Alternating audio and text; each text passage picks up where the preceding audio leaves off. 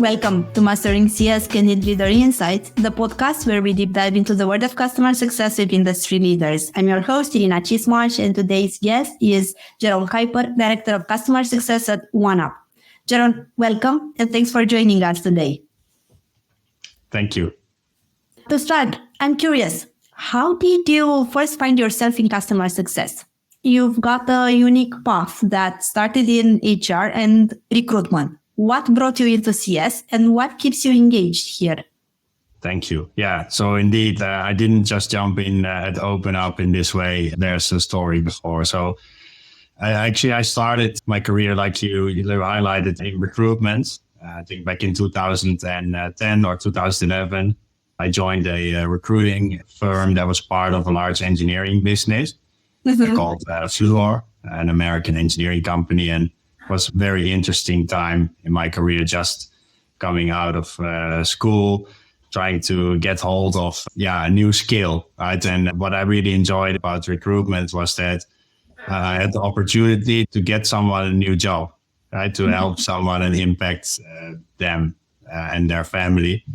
So learning about what moves someone to actually consider a new job was a big challenge and something that I really enjoyed, but also to really learn about engineering, understand what kind of projects there are out there, how the contracts and these projects are built, what kind of skills are required in order to do so. And especially the scale of it was something that really attracted me to this. So I did that for a few years, and it was a big learning curve for me, especially in an international environment, to really make an impact. And then I did that at another firm as well. I had a colleague who moved companies, and how it often goes, people seek each other out if they enjoy working with each other. I spent some time doing what I'd done earlier for larger scale projects, where we would staff entire projects, not specific roles, but for example, for the offshore industry, the entire platform was something that we would do there. But then I felt like I didn't want to really be associated with, let's say, oil and gas or petrochemical industries anymore. That was interesting. I started, everything was amazing. Or felt amazing. Then we had, of course, this whole disaster with an oil platform that was leaking. And that really also was a driver for me to say, okay, I don't think that I'm contributing to that much good for the world. I had the opportunity to join LinkedIn. LinkedIn asked me to work with their customers, which was a very interesting perspective for me, coming from a recruitment business to actually helping other companies to attract talent. That was a great accelerator in my career to be able to join such a company. It was relatively small scale still when I joined. I mean, there were about 5,000 people. I don't know if you can call that small, but when I left, there were more than 20. So I got to do a lot of different roles at LinkedIn, which I think it all started at the customer success team of the talent solutions business. So, and in talent solutions, it's all about helping companies attract talent. So that was a very eventful time where we could actually, we had a small team in the Benelux. So we started with a few people. I think we were 3 of us or 4 of us. So we had a kind of carte blanche to really work in the way that we wanted to and organize it the way we wanted to. I think that level of autonomy really shaped me also later in my career. So that's really how it started. And somehow, up until now, you've always been focused on helping people succeed in their career journey, but now also in a mental well-being way. How does this mission shape your work at OpenUp? The mission to help people. Yes, exactly. So I think if you do something, you have to do it well, right? That's always how I look at things. At OpenUp, we have a mission to make mental well-being accessible, right? So I believe that if you have a team, you are responsible for your team, right? And for your team's success. Of course, you are in control of your own career at all times. You need to try and get hold of it at least. You can't say that it's a linear path, but you definitely are the one calling most of the shots there. But if you're responsible for a team, you also want to help your team to set out their path and to pinpoint what they want to work on, how they would like to develop, And that's also not linear for them. And it's very important to be able to talk about what you feel that's happening in your career, right? So in my team, I try to really do that. But we all are mission oriented. That is relatively easy if you all have a mission and where you want to make impact, you want to do good. So at OpenUp, the mission that we have is to make mental well-being accessible to all. But in order to prioritize your mental well-being, you need to have a few elements in place. In the workplace, in our team, we want to remove barriers. That's also one of the principles we have as a business, is to remove the barriers that are there that people experience to actually work on their mental well-being. So if you don't have a good dialogue, it's very hard to actually do something about well-being. So we really try to have that dialogue. And if we then look beyond my own team, we try to create a platform where people feel comfortable, where they want to actually seek out for help. And so we have a few different options that we offer, but the most popular one are conversations with our psychologists. So we have more than 150 psychologists. We speak more than 30 languages. That is how people really reach out to us predominantly. Tell me. When you started addressing this topic, I want to make it more specific. And I want to ask you, what's the definition of customer success at OneUp? And how does your team address the well-being and mental health to your customers? Because I feel like those type of objectives coming from a product are, I wouldn't say necessarily superior, but more meaningful with an emotional connection addressed to. So now, how does the CS team manage to influence those things through what they do and how they do it? We have different roles in our team. I think first I should mention that we win on the relationship. So at OpenUp, customer success is focused on relationships. And we have very strong relationships, especially if you look into our type of business. There's a lot of companies out there who offer everything digitally, right? And their complete service level is digital as well. So their offering is digital. The way that they deal with customers all interacted via email or messaging. And we actually build relationships with our customers. So that means that we also visit them regularly. Of course, we do video calls, but we try to get that face time. And then you also see that we win because of the relations. Also, we have a good product, but there are a lot of good products out there. And I think that you also know that at Custify, there are a lot of good products out there, but you can win on the relations. And that's what we really focus on. So I think that is what sets us apart by actually also opening up. So we are very transparent about what we do, how we work, how we offer our services, what the benefits are for the customer. And we also do that in our reporting. We are very transparent. Also, when things don't look as favorable as they maybe should be in certain situations. Then at OpenUp itself, we consider the role to be crucial for the growth of the relationship and also the development when you look at revenue, right? So it's really a revenue driving role, but the revenue element is not the predominant decider on the relationship. So there are customers, and that's also what relates to that mission. There are customers where they really need OpenUp, but we are not making incredible margins on those customers, but that's okay. We have a mission, and our mission is to make it accessible to all.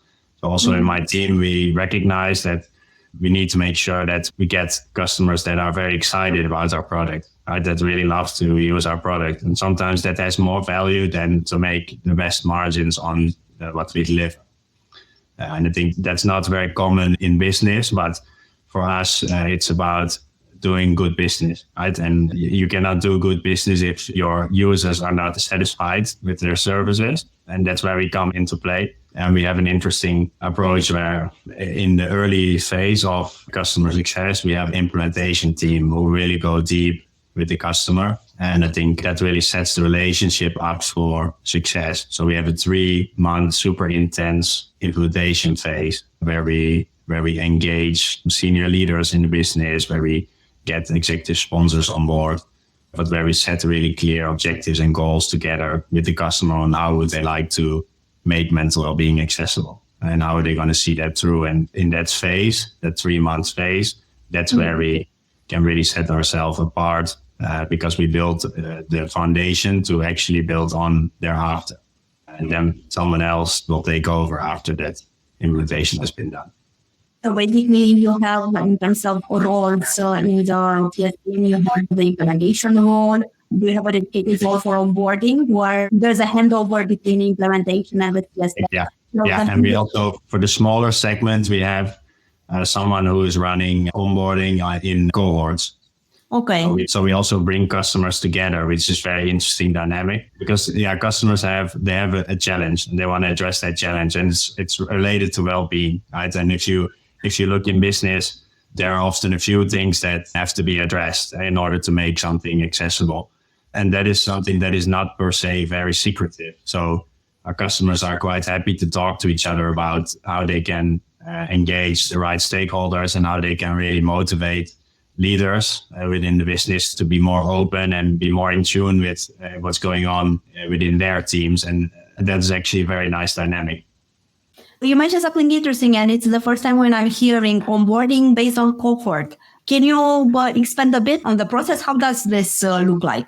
Yeah, of course. So it's not something brand new, but it's something that I picked up also when I worked at LinkedIn, where the focus really is about making sure that people that are going through a similar implementation process, especially in the smaller segments, they often don't have any peers that they can talk to kind of discuss what would be the right approach here.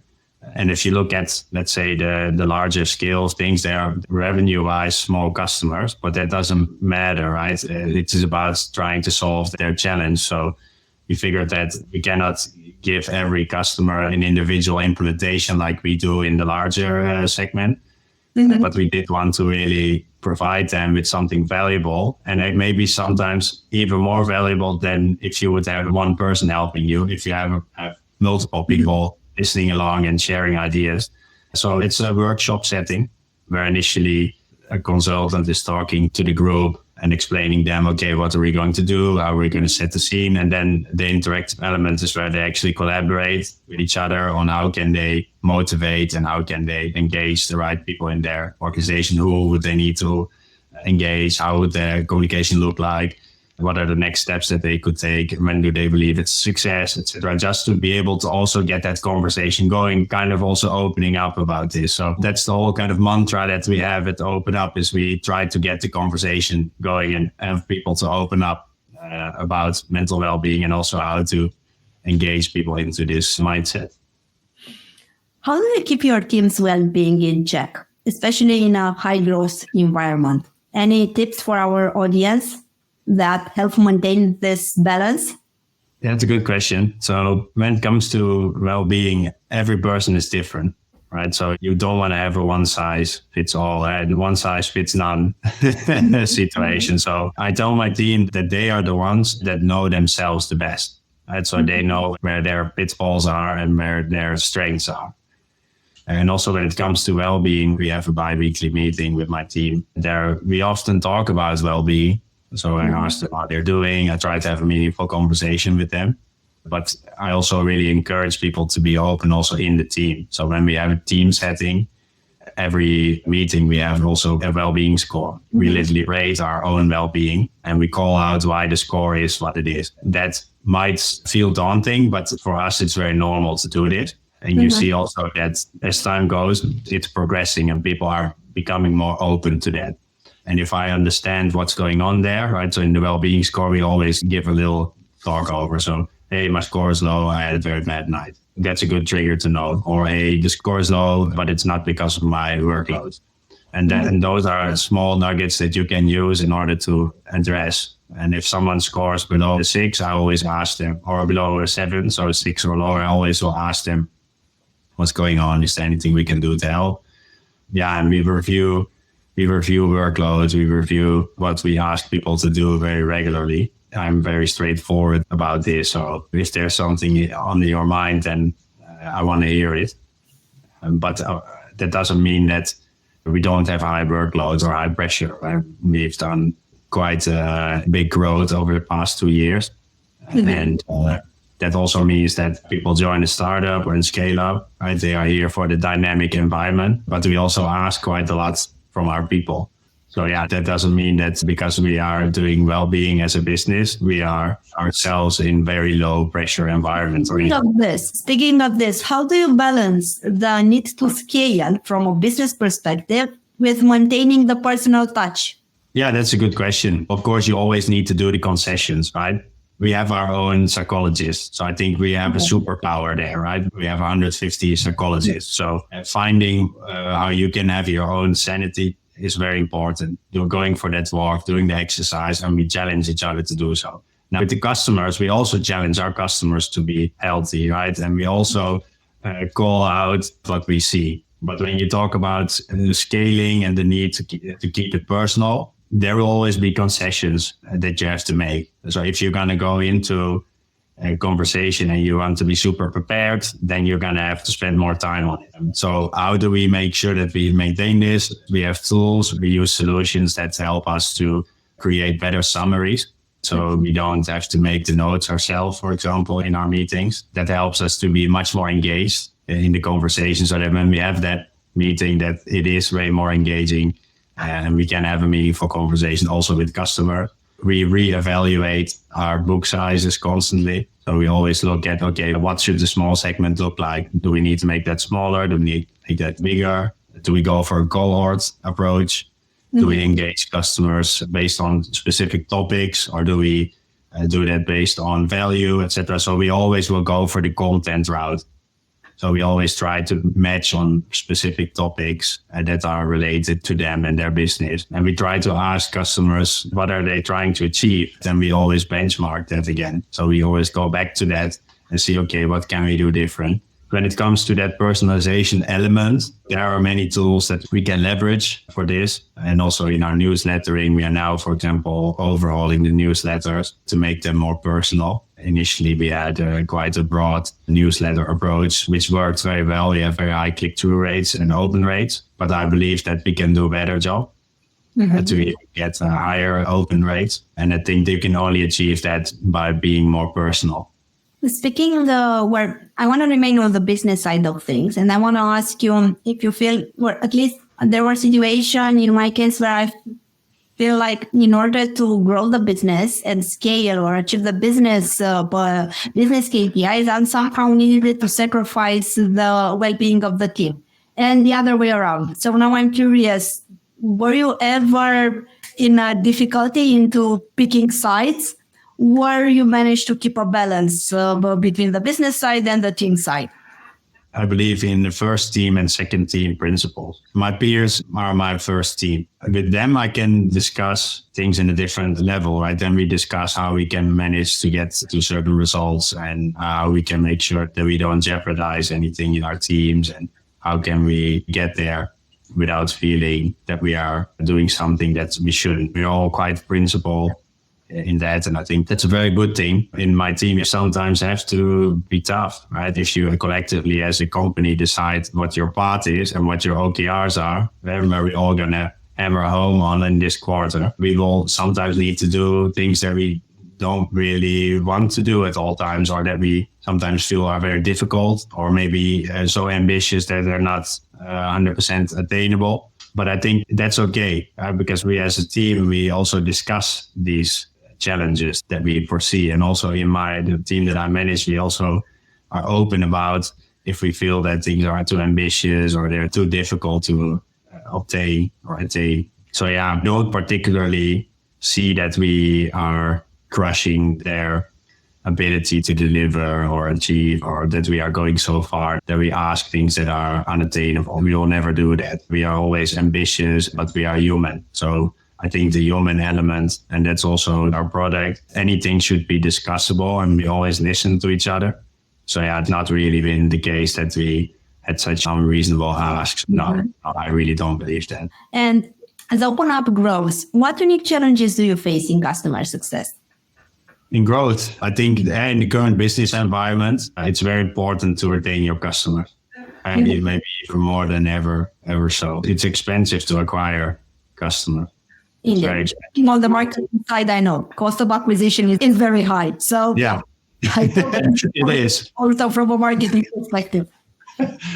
So you really want to make sure that if you get those customers in, that they are the right fit. I think that's where probably our biggest challenge lies, is that we get the right fit. There's a lot of businesses that come to us and that hope to work with us, but if the commitment is not really there, then it's hard because it's a change process, right? It's not only a tool that you are introducing. It is really something that you need to want as a business. You need to want to make sure that people become more resilient, that they are there for a reason, and that they want to align better with themselves, so they are better in tune with themselves, that they can really make more impact in the company as well, right? Because they're more engaged with what they're doing. And defining that fit, that is, from a customer success perspective, I think the most challenging thing. Of course, OpenUp works for many businesses. It doesn't mean that we're looking for unicorns, but I think that's kind of a never-ending challenge when sales teams are eager to sell, and that is something that you will see in any company. But I think that if you want to get partners that are there for the long haul, like 3, 4, 5-year commitments, because it takes at least a year to really adapt as a business and to be really embedded in their ways of working and basically in their employee life cycle. So yeah, you want that long-term commitment. And you know yourself that in companies, things can change quite quickly. So not everything is top priority. And in order to stay top priority, you need to be embedded. Speaking about priorities, I'm curious what's top of mind for your 2025 CS strategy?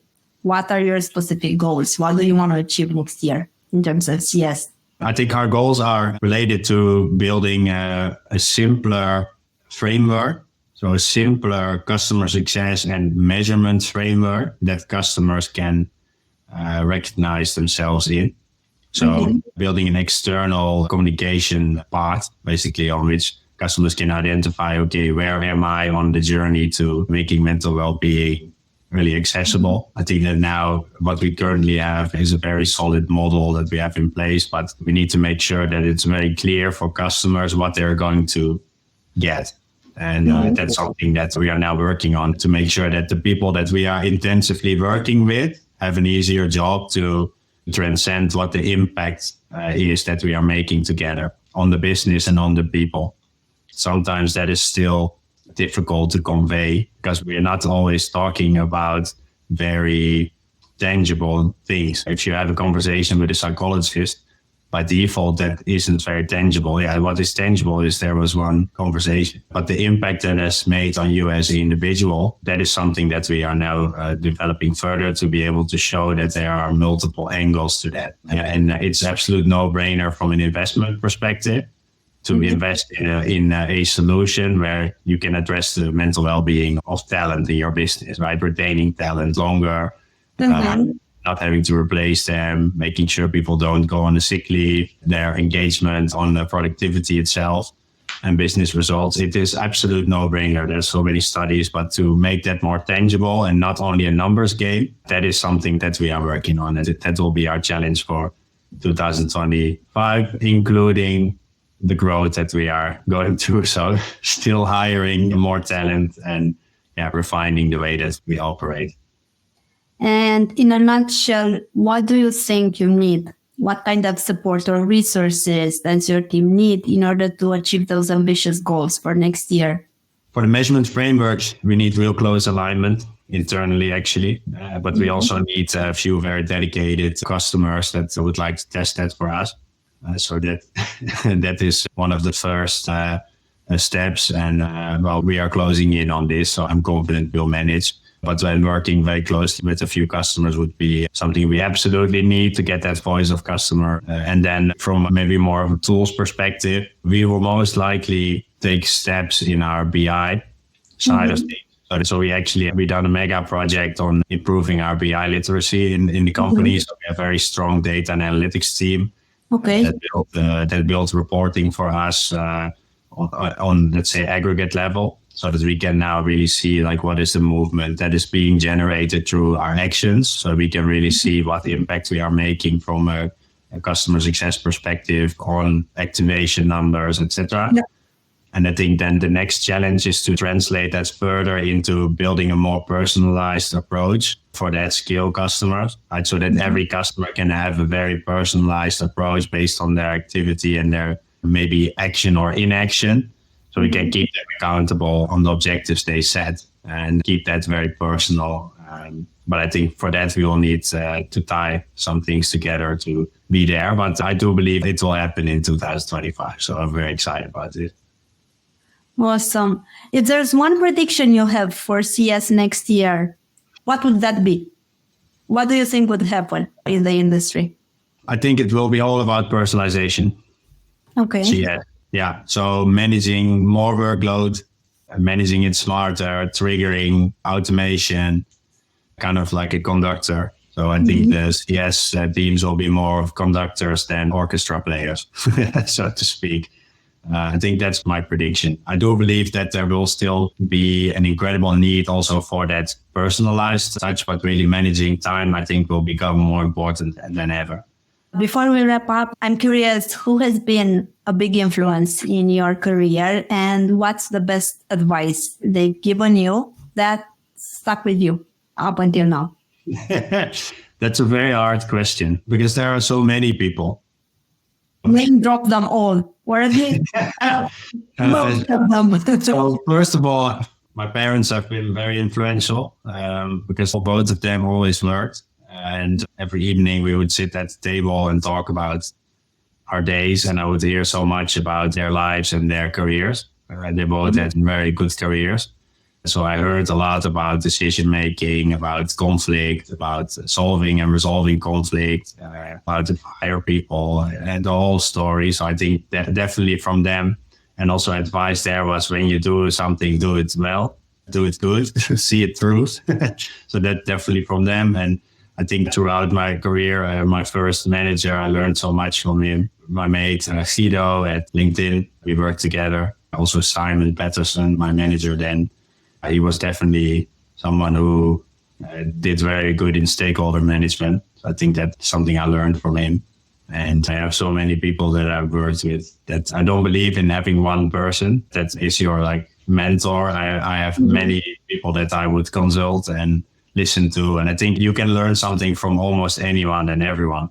As long as you ask the right questions and you listen carefully. And I work now with Melody Lawn, who is a very good coach. She's a fractional CRO. So she is a CRO at many companies, and she has given me incredible advice, especially around making sure that when you create plans and you scope your plans to really involve the right stakeholders, to make sure that you see those plans through and you never let go, right? So you always come back to why did you want to start? Why are we here today? And does it still align? Jeroen, thank you so much for sharing your insights with us today. And a big thank you to all our listeners. Until next time, stay safe and keep mastering customer success. Thank you.